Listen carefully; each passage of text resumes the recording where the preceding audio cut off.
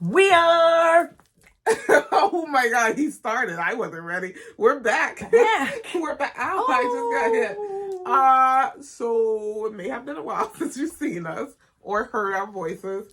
A lot of things have happened. So let's introduce the show and we can fill you guys in. Allergies. Oh my gosh. All right, let's roll for initiative. Woo! Oh no, a 5. Cinco. Oh my God, a 10. Deuce. All right, let's go. All right.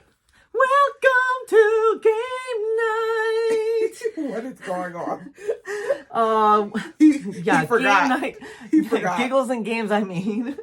Welcome to Giggles and Games, which is a podcast for all things games and entertainment. And we're a bunch of hams, so we like to have our quirky little segments where we try our hand at improv. Woo! These are spirit fingers. And your player number uno, Carl. And I'm player dos, Laquita. Yeah, that's right. And this is Giggles and Games. Let's play! Yes, in today's game session, we'll have 8 rounds, including... Giggle did Age Season 2, Episode 4. That came out weird. Miss Marvel, Episode 4. And then the comic book Power Girl 1.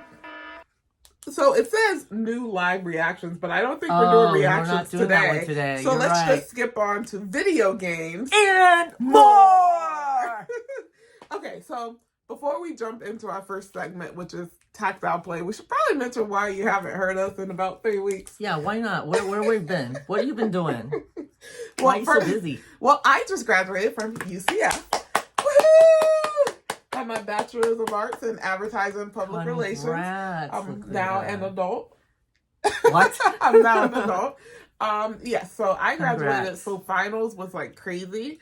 And then what else happened? We did an impromptu trip. Yes, we went on a cruise. It'll be the annual Giggles and Games vacation. That was my very first cruise, by the way, so I didn't know what to expect. So that was pretty fun. The cruise was like 5 nights and 6 days. Yes, 5 nights. We were gone. So prior to leaving, did we shoot something? We did. We did audio, people. You all heard it. YouTube, y'all didn't hear it yet. Sorry. Yeah, post that one up. Forgot. Yeah. And then when we got back, I had graduation. We had to graduate, and we were decompressing. And Carl got sick. Yeah. Oh, yeah, that's right. I got sick, and so we were recovering from the cruise, and then the Christmas thing happened, right? What the Christmas holidays? thing happened? The Christmas thing. Christmas happened. You mean Christmas? Yes. Yes. He said Christmas thing. I thought there was a story there. No, yeah, and then the holidays happened. Today is actually couple days after Christmas. December 27th is when we're recording. Wow, might as well just be next year. Yeah, so even though we're recording December 27th, I'm going to say that I'm going to post this tomorrow. So December 28th, if you can't see me, I am crossing my fingers, doing all the crosses. December 28th, you will be hearing this. And then on New Year's Day, we're gonna have another episode. So we're catching up. We're catching up. So New Year's Day, we're gonna have another episode. So we're ramping up this weekend because I don't have to worry about freaking college anymore. So I have a lot more time. So there's our explanation as to why we haven't been here. Carl's still sick. No, I'm joking. No. There's our explanation. And we're back. Laquita, you ready to play? I stay ready to play. Yeah, for what? Game night! It's time for Tactile Play! Welcome back, everyone, to Tactile Play. This is our last. Is it really? Yeah, because the next episode is even though we're gonna record it before the new year, the next episode is gonna post on the first day of 2024. So this is the last Tactile Play of 2023. Yeah. And we have 2 really good games. One we just played. Yes. Do you want to talk about that one first? Sure. It's fresh in my memory. Haha. Out of nowhere. This is Riverside. So Riverside, as according to the back of the box, is a quick, deep, and thematic roll and write game with simultaneous actions, which is really good because you don't have to wait 20 minutes for people to take their turns. Yeah. I'm not pointing any fingers. But in this game, Riverside, we are all like part of a tour. We're staff on a tour of a cruise ships. ship. Yeah. A Cruise ships. river cruise. Right, in like wintry, cold, weathery, Arctic places. And we're making different stops, and you know, people are getting off for excursions and stuff like that. And our whole job is we have to convince tourists to go on our excursions so we can get points. Yes. So we can become the best captain. Yes, the best captain. The best captain. So some of the excursions include exotic winter things like reindeer trips, ice fishing, polar bear safaris, and more. That's right. Yeah. I didn't realize that reindeer trips was the brown one. I just saw the deer, and now it makes sense that it's reindeer trips. And fishing. And... Yeah. So, the game is 1 to 6 players. It's about 15 to 25 minutes. I think ours was a little longer. Oh, it has 2 hot chili peppers. 2 hot chili peppers because it's medium. Oh, it's because it's by Foxx Games. Okay. And Stronghold Games. Does that mean it's a little spicy? A little spicy, a little bit. Well, there is a lot of strategy. There's a little spice in there because it can get a little bit more complicated, I guess, but it's not crazy. You'll figure it out. But at first, when you're like, oh, how do I wrap my head around this to win? But you know, you're going around the board and the ship moves, and you have to be able to stop at these ports to get people to get on them, and then you're getting points based on how many people you're getting onto your tour, and then it all points just exponentially add up over time at different ports until the end. I'm not gonna for the best captain. I'm not gonna throw any people under the bus, but one member of the party when we were playing did not break 200, and I was like, "Listen, before we get any type of negative points, why are you below 200? Like I'm at like 230, 240. Like before it, it was really funny. He came in last, even with me getting minus 15 points, I was still significantly ahead of him. So it's kind of funny. Carl won! I won! It's always something to celebrate because it's so rare. It's not rare. Carl wins a lot. So yeah, I really like this game. What I like about this game is the strategy that goes into it. I remember the last roll and write game, I don't remember what it was, but that we played, like the first 3 turns we were all doing the same thing. Yeah. But this one, I think it was only the first turn that we all did the same thing, and then we all branched off. Yeah, it's very interesting because you all have the same sheet that you have to fill out, and we have the same results. So and so we could technically choose everything identically, and it's very interesting that how it ends up working out. Yeah, and that is kind of fascinating, actually. Yeah. Super fun game. Like even if you have the tiles that lay out to determine all the different expeditions, they're randomly put out, so they could be put out in a manner which makes it very difficult for the game and will be really hard, but it would be really hard for all of us. So then it's fair in that sense, you know. Yeah. So I like that. It's really good, and it shows how everyone thinks. And we know who will not be a tour captain. We will be excellent tour guides because we've been on a cruise. We have been on a cruise, so it was very We've fitting. Tried to go on excursions. You did go on one. I did go to one, but you didn't go on the second one. Oh man, you missed your second one. Well, you missed the total. We can talk more about the cruise later. Yes. Anyways, this Riverside. Is a good game. Riverside. Thank you so much, Stronghold Games and Asman and Elif. Yes, I recommend 8 out of 8 out of 10. Yeah, I like it. I really like roll and write games anyway. Next game is a game we played last week when we were supposed to record, and we didn't. Carl was sick. Okay, so Carl was sick. We played Leave! So what kind of game is Leave, Carl? What would you classify this game as? Oh, man. It's tile laying. It is tile except placement. The tiles are leaves with different, leaf branches. And so it depends on each leaf has a different number of corners. Yeah. And so you have to connect corners to other leaves, and then the different colors signify different types of actions you can take. Correct. And the number of points that are touching tells you how many times you could do it. Yes. So, for instance, if you're looking on YouTube, it's very unique, right? You will see that this yellow one at the end, it's touching one tip to the green, another tip to this green, another tip to this green. So this player gets to take three green cards. actions. Yeah. Which is pulling a card. Yeah. Yep. And then while you're doing all of this, you are purchasing? Are you purchasing the animals? You're not purchasing. You are recruiting the animals to you, because what happens, the whole purpose is to have the most acorns to flourish and produce and advance the forest. So to get through the fall. Yes.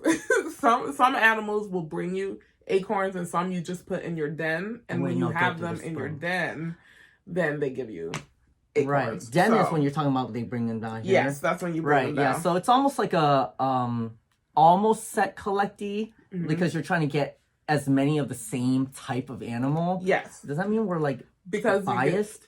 We're not. I had 2 animals in my winter den. I had the owls, and I had the squirrels. Right. And they were all friendly. They were all good. So it's just you get more cross-contamination. Points. You get more points if you have more of any one animal type. So there's several ways that you can gain acorns at the end of the game, and one of them is having multiple animals. So if you have 3 animals, you get a certain number of acorns. But then when you start getting the 4 and 5 animals, because it's harder to collect that many and get them to your den, you get a better multiplier for your acorns. Yeah, and there's other nuances in it. Like there's a mechanic in there in which you can put a mushroom on the leaf. Yeah. And you can also make them grow into large mushrooms, and the number of large mushrooms, oh my god, mushrooms that you have in a group together also gives you some kind of points or something. Bonus acorns at the end. Yeah. So there's lots of little things to pay attention to. It's really interesting. And then if you place a leaf on someone's corner that has a mushroom, their mushroom, then they get to take a sun token, which helps you. Yes, the sun token helps to advance the season. Advance the season. Yes, that's right. We go through the winter and all that. It's really good. And I like this. I like reading just like the little blurb at the top. In Leaf, players embody the spirit of the wind and guide leaves to the forest floor to prepare the woods for winter. So this game is 1 to 4 players, 30 to 45 minutes long. That's about right. It took us about 30 minutes. And recommended for ages 10 plus. And this is by Weird City Games. Nice. And here they put it in this way. They say the player who contributes the most of the health of the forest wins. Yes, and that was me. That was me. But this is a really good game. I like this game, and it's interesting and different, and the mechanic was a little different. Yeah, there's different wind conditions, so you can kind of. I mean, the same wind condition is the same, but there's different paths that you can take to get there. So it's good. Thank you. All right. Do we have anything else for tactile play? Nothing really. Oh, I know. While we were on the cruise, we discovered the number of card games that we could play while we're on vacation. Something that's light and easy to play. Carl brought all of them. So we're gonna cut right now to us on the cruise ship, and we're gonna talk about some of the card games that are easy to take with you, even if you're on a cruise. This first game should look familiar. It's Medium, and it's the game that we use when we do our Moving Up the Charts segment. This game is by Greater Than Games and Storm Chaser Games. It's best for 2 to 4 players. Playing time is 30 to 45 minutes. And Medium is a mind-reading card game where you and your partners meld to find the word that connects the 2 played cards together. This is a great game to play when you are around a bunch of friends that know each other, because the whole purpose of the game is to try to collect the most points by guessing the word that each card has in common, and you want to guess that as quickly as possible. The next card game is called The Game. In this game, players are on a team and try to attempt to get rid of all of the cards in the deck. For this game, you're going to use two piles. One's going to be ascending from 1 to 100, and then one's going to be descending from 100 to 1. So you want to try to play the game, or you want to try to play the cards in numerical order to get rid of all of your cards. This game is by Nürnberg Spielkarten Verlag and Pandasaurus Games. It's best for 1 to 5 players, and playing time is about 20 minutes. I will tell you, this game is super fun, but a lot of anxiety and all of that runs amok when you're playing the game. One Night Ultimate Werewolf. This is an app-driven social deduction game where one player is the werewolf and others try to solve the mystery. Now, I had never really played this game, so let's hear what Carl has to say about it. The drunk, the hunter, the doppelganger, the seer, the villager, and of course another werewolf. How do you play this game? Social deduction. Everybody goes to sleep, and the guy, there's an app, and then you say, maybe like they say all werewolves wake up, and you have to kill somebody, and then whoever's two werewolves like points to someone, they decide who to point at, and then everybody wakes up, and then the narrator on the app says, oh, blah blah blah is dead, like that, and then they die, and then the people who are left alive have to figure out who are the werewolves. Gotcha. But then everybody has a different role. This person's a doppelganger, this person's a robber, so they might steal, I don't know, something, and they all have different things that they can do. Mm-hmm. You know, the troublemaker might lie. There's a fortune teller, she can, see the future, so maybe she gets to open her eyes when the werewolves attack, so she knows who the werewolves are, and things like that. It's cool. Mm-hmm. It's a fun party game. This is a good game. A good party game. Everything Ever. Everything Ever is a party game for 2 to 10 players, and it's where everything you've ever learned can help you win. Each round, players must list items that fit within the two revealed topic cards. If you succeed, you can get rid of cards in your hand, but if you fail, you must take the entire pile of cards. The player with the fewest cards at the end of the game wins. They're all categories, and then you play with that. You just try to name as many as possible? I mean, kind of, but it's kind of like category.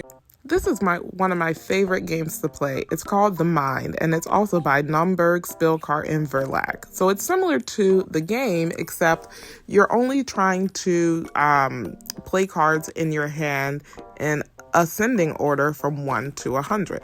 Players start with 1 card, and each round additional cards are added. The goal is for each player to play their cards successfully without communicating. Fun fact, this is one of the first games I played with Carl during game night, and I immediately went and bought it on Amazon so that I could have it for my collection. Fluxx is a card game where the rules of the game changes based on the card played. Play the cards in your hand to reach the win condition first, before another card changes the rules. This is by Looney Labs. It's 2 to 6 players, and playing time ranges from 5 to 30 minutes. Gap is a card collection game where players attempt to create the largest gap between the color and number cards in their hand. This game is by Funbot. It's 2 to 6 players and about 10 minutes of play. Skull is a bid and bluffing game where you play cards face down until you successfully turn over the most roses. When turning over roses, players start with their tokens placed face down in front of them and use the information their opponents shared to try and turn over roses on the board. This game is for 3 to 6 players. It's by Lou Meme, and it's about 15 to 45 minutes of play. I've never played this one, but it looks pretty cool. Last, we have 5211 by Next Move Games, which is 2 to 5 players and 20 to 30 minutes. It's a fast-paced game where players play and collect color cards. After 3 rounds of face-down play, the players with the majority color receives points. But beware, if too many of the same colors are present, the color bursts and the next person scores. What's next? Now, Carl, will you be my player number 2? Oh, I'll always be a player number 2, Lakita. Okay, but look out for the boss. Oh, dang it! Welcome to Plug and Play.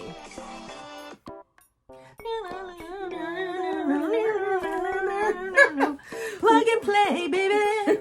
Welcome to Plug and Play. This is the video game portion of the podcast. I've actually been able to play video games. Yes, we love them video games, and we missed them while we were away, and while you were going to school. Yeah, when I was going to school. Now she's out of school. She's like, I'm gonna stay up. I'm just gonna play night, all of the games. And play the games. Yeah, I was up till 2 a.m. last night. Yeah. Had to work and then come here, so you know. Yeah, just wanted to. I'll be up till 2 a.m. today. I don't care. Woo. I don't care. I don't have school, so I'm fine. So we have been gone for a little while, and so I had some updates that actually I had from before we went on the cruise, so maybe a little late, but I can't remember if I announced that there's going to be a Jurassic Park survival game. No. Which is, I think it's either third person or first person survival type of game, but set on the island of Jurassic Park. Okay. So any fans of dinosaurs and survival type of games, it could be kind of interesting, right? Yeah. And then there's been an announcement of a Blade video game. Okay. Are you a fan of Blade? Yeah, I watch Blade. I watch the old school Wesley Snipes. Yeah. So who knows? It could be good, right? Yeah. And then we also had news about the hacking of Sony / Insomniac, the leaks where the hackers, like, I can't remember how much money they wanted, but they wanted some crazy amount of money because they hacked into the files and got like information on the next upcoming games until 2035 or something like that. So they had said there's a Venom game that's in between the next Spider-Man game rather, and then there's gonna have the Wolverine game, and then after that there will be a series of X-Men games. You could play a Storm. Do you know what's crazy about that though? Like, I think back in the day that would have been like, oh no, they're gonna let people know that, but things get leaked all the time. Yeah. One, I think it's probably an inside job. Just saying it. But also, the way that the news cycle works right now, people are gonna forget until it starts being advertised again, because we're hit with so many media messages anyway. Like, they're going to be like, oh, man, that's so sick. I can't wait for that game. While they're playing another game, they're going to forget about it. Then they're going to see a trailer for that game 2 years later. And then it's only the people who actually pay attention to that news. And, you know, I didn't know there was a leak until you told me. Yeah, and so there was also a report, like, Sony was really concerned. They're like, we're kind of at our wit's end with the PlayStation Plus because they feel like they don't have enough to compete with the Xbox Live thing, or whatever it's called. Because Xbox puts like, as soon as the game releases, it's on there. So. And so they know that they need to do something about it. Yeah. And so you play a lot of games, and I have recently also played a lot of games. This time I'm going to talk about games that I actually have played and not just talk about them and can't remember the trailers. Yes. Okay. So I played every single game I wrote down today. Okay, yes. We actually played Fortnite. Yes! We played the new season of Fortnite. God. I am half back He's half on back. Fortnite, okay? Do you have the battle pass yet? Oh, no. That's the part I'm not back on. That's why I'm not 100. But Fortnite has come out of the gate with their new season, like, blowing up the universe. Like, it's not just a new chapter. Oh, no. No. What else they got? They got 3 other new games. Not just, like, limited time, modes or anything. These are full-on games. They got Lego Fortnite, Rocket Racing, and they got Festival. The Festival. Fortnite Festival. What is all that? It's like, Festival is like the rock band. It's like rock band, yeah, it's a rhythm game. You game. would love it. Yes, it's great. And I mean, it's not perfect, but it's fun, it's good, but they have room to get better. But I heard they're gonna make it so that you can connect the rock band. That's what I want to know. Can you? Because I still have mine. I mean, I'll buy a new one if I need to. But I swear, I heard they're planning on connecting it. Because that would be cool. Because I never played on controller. I know a lot of people that they just played on controller anyway when they were playing those games. So this was natural. But for me, it was not natural because I'm used to strumming the guitar or beating the drums or whatnot. It's really fun. They have really good songs on there. Yeah, and you get to do different instruments, and I guess the money making machine part of it is like it has every one of these new games has kind of almost like their own battle pass, so you can get different skins for your instruments and get different maybe clothes or auras Yeah. for your character. And it also unlocks for the regular Fortnite. Oh, yeah. Because we unlock Right. instruments. Yeah, Like, you're oh wait, we have 2. Yeah, and so when you play all 3 of these modes, you're also getting XP towards your battle pass. So it's like just so many different ways now to kind of play Fortnite. Lego Fortnite is so great. It's for, if you like Minecraft, that's Lego Fortnite. Yes. And it's so fun. Yes. There was a little incident where I may have thought I was being attacked by a wizard, but you know.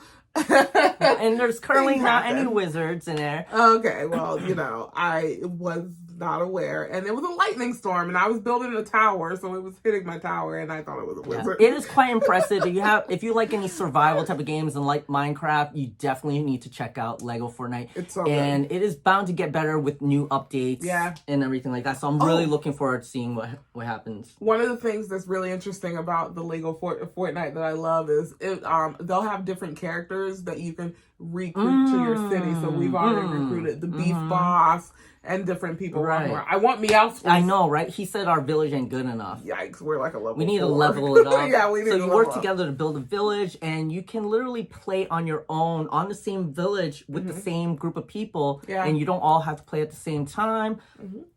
It's really great like that. I enjoy it. And then rocket racing. Yeah, rocket racing. I've actually been playing a lot of that because not only does it give me XP towards the regular Fortnite game, but I'm trying to unlock 2 characters from playing the racing game because you get 2 free skins or characters from doing a bunch of different challenges. And I really like rocket racing. I don't normally like racing games, but for some reason I'm doing this. It's fun. Very much like Rocket League as far as the mechanics of the cars. So basically the cars can like jump and literally like fly around a bit and defy gravity. They can like defy physics and like flip around and do crazy stuff like that. I don't like that. Sometimes I get off balance and then I'm on the roof. Yeah, and I'm like, I'm on the roof. So sometimes the racetrack will go sideways or even on the roof and you have to jump up onto it. Yeah. And so it has like kind of interesting things like that, and there has obstacles and it's nice, man. It's nice. Yeah, so I'm looking forward to that being developed some more and seeing what happens. Yeah, and then just the regular Fortnite, we fought Peter Griffin. Oh my god! Through one of the battle rounds, we fought Peter Griffin, and then it's so funny because once you defeat him, he's like on the ground rocking with his knee, and he's like, "Really? I didn't see that. That's funny. You didn't see him in the corner when he was doing that. He's like." And that's funny. Throw back to Family Guy, old school. So it's really cool. I'm so excited I can play video games again. So yeah, I also played some Faith Farm. That was really exciting. I'm in the 2nd dungeon, so I'm progressing through the 2nd dungeon. I'm almost finished with the 2nd dungeon. Have you noticed any of the new updates for it? Yes, so there's another area, which I don't know if that was an update, but I didn't see it before, but there's another area I think it's going to be a theme park, but I haven't gone yet because I want to finish the dungeon that I'm in now. Yeah, there is a new area, and then they also did some, what do they call it? Not ease of living. Slice of Life. Slice of Life is anime. I don't know. So they made some of the mechanics easier to use. What do you call that? I can't remember. I don't know. They made it easier. Yeah, so they streamlined some of the mechanics to make it easier to change between tools, and they made certain things take less time or something is. They rebalanced things and they added some different things. Nice. Oh, I know. They added... Did we have a complaint? Not a complaint, but did we have a little thing where we're like, we didn't like how the characters all said this, same thing over and over and over?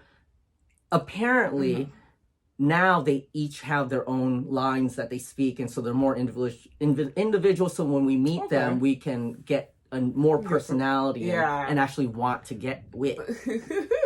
Yeah, except when you get tricked to go on a date with a person that only wants to talk about their pet frogs. After you're sitting here swiping up frogs to make potions and stuff, it's peak, I'm telling you. But yes, so that's what I've been playing. I've been playing other stuff, but... Speaking of Fae Farm, another game that is kind of along the same lines with cozy type of survival type of games like this is Palia. And we've jumped back on Palia because Palia is now officially out off a beta and is on the Switch. Yeah. And that is a big deal for me because I like playing everything on handheld. Yeah. So it's now on Switch, and I'm looking forward to jumping back into that. Yes, I'm probably going to play some this weekend. Yeah. So I'm excited. I kind of like it. Yes. So many good things. So what other games? Are there any other games? Yes, I played a couple of games that I've been really wanting to play to see if I liked. I played Eternal Return. Eternal Return is a very, like, just going through the training for it was really complicated. Ooh. It's supposed to be like part MOBA, part Battle Royale.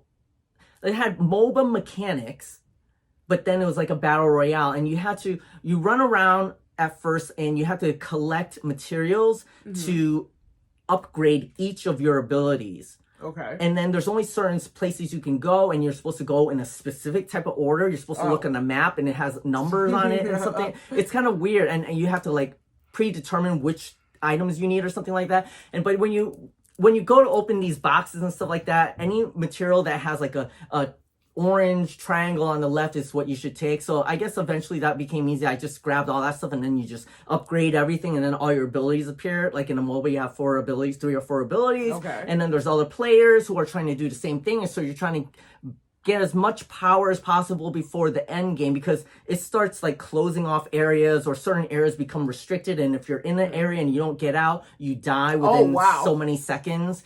So eventually at the end, there's only one area left with so many people left until it's one-on-one. Yeah, and then you're leveled up as far as you can go, and you just like go at it. And it looks like what's that called?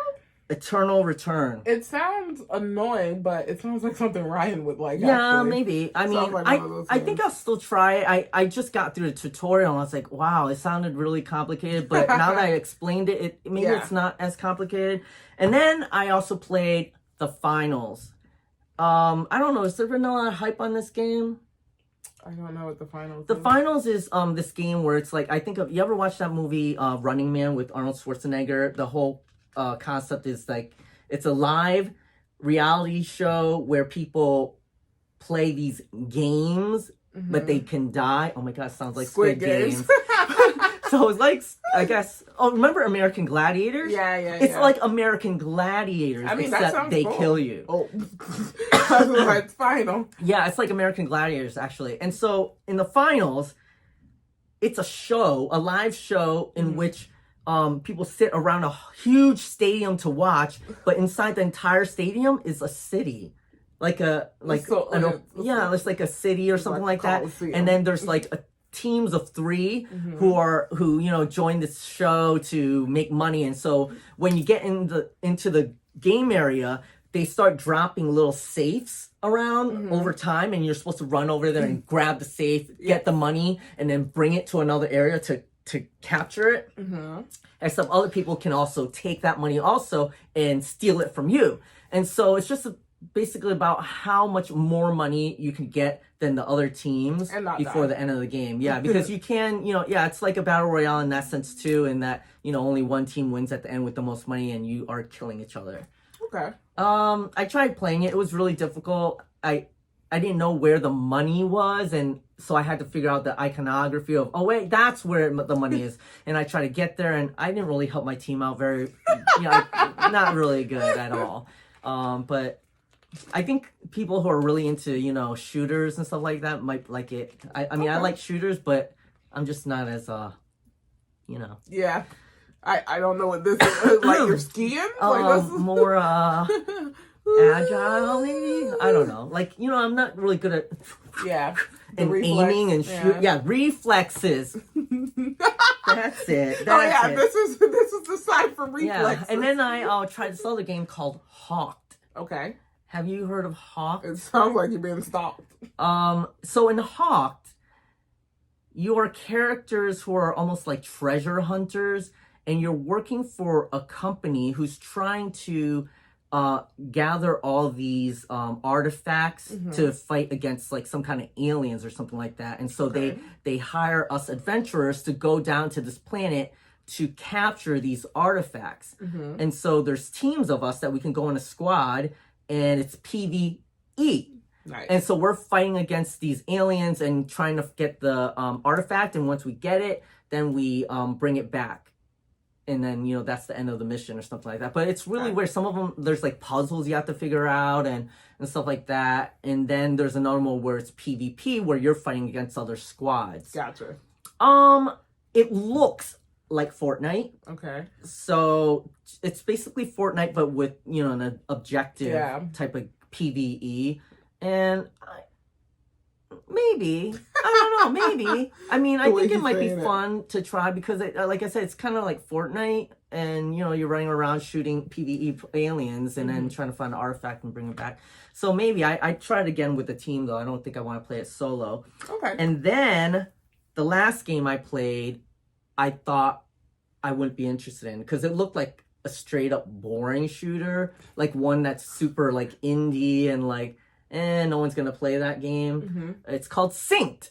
Okay. So I played through the tutorial, and there's a whole storyline. There's a whole other aspect of this game I didn't know about. So when you start playing, there's these aliens or monsters that you're fighting against. I can't remember the storyline or why we're fighting them, but obviously they're bad or something like that. And so when you shoot them, right. It has something to do with nanotechnology that has gone rogue and created these beings of nanotech. And so when you fight them and they're downed, you can capture them by syncing them. You sync them up to you, and then they become part of you, and you can control them. And so in part of the game, you can like push a button to get this guy out, and then he fights, and you can fight alongside of him or control him and fight against other aliens. And I thought that one was really fun. You don't seem convinced. I don't like really alien. I mean, I played Gears of War and Halo. I guess it's not. I mean, maybe it's not really alien. Yeah, it's tech. Nano monsters. You like zombies, don't you? I don't. D skeletons. Wizards.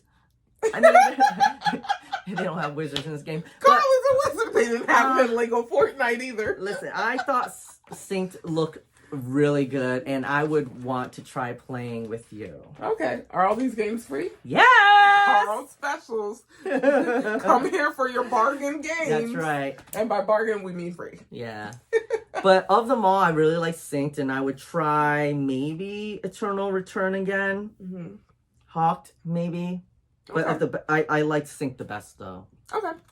Well, there you go. And there you have it.